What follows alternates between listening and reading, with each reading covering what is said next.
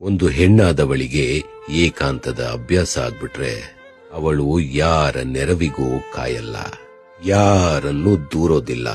ಅವಳು ಯಾರು ಎಷ್ಟು ವ್ಯಸ್ತರಾಗಿದ್ದಾರೆ, ಅವರು ಸಿಗಬಹುದಾ ಅಥವಾ ಇಲ್ವಾ, ಸಮಯ ಕೊಡ್ತಿಲ್ಲ ಅನ್ನೋದನ್ನ ದೂರೋದು ಮಾಡಲ್ಲ.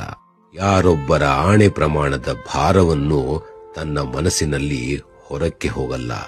ಯಾರ ಮೇಲೂ ಕೋಪಗೊಳ್ಳಲ್ಲ, ಯಾರ ಹತ್ತಿರವೂ ಕ್ಷಮೆ ಯಾಚಿಸಲ್ಲ. ಯಾಕೆ ಗೊತ್ತಾ?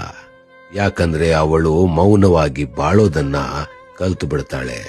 ಅವಳ ಚಾಯ್ ಕಪ್ ಜೊತೆ ಮೌನದ ಮಾತು, ಪುಸ್ತಕದ ಅಕ್ಷರಗಳೊಂದಿಗೆ ಸ್ನೇಹ, ತನ್ನ ಕೊಠಡಿಯ ಒಂದು ಕೋಣೆಯಲ್ಲಿ ನೆಮ್ಮದಿ.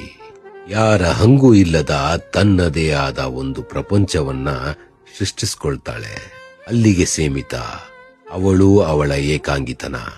ಯಾರಿಗೂ ಪ್ರವೇಶವಿಲ್ಲದ, ಯಾರ ಮೇಲೂ ಅಪೇಕ್ಷೆ ಇಲ್ಲದ ತನ್ನದೇ ಆದ ಪುಟ್ಟ ಪ್ರಪಂಚ.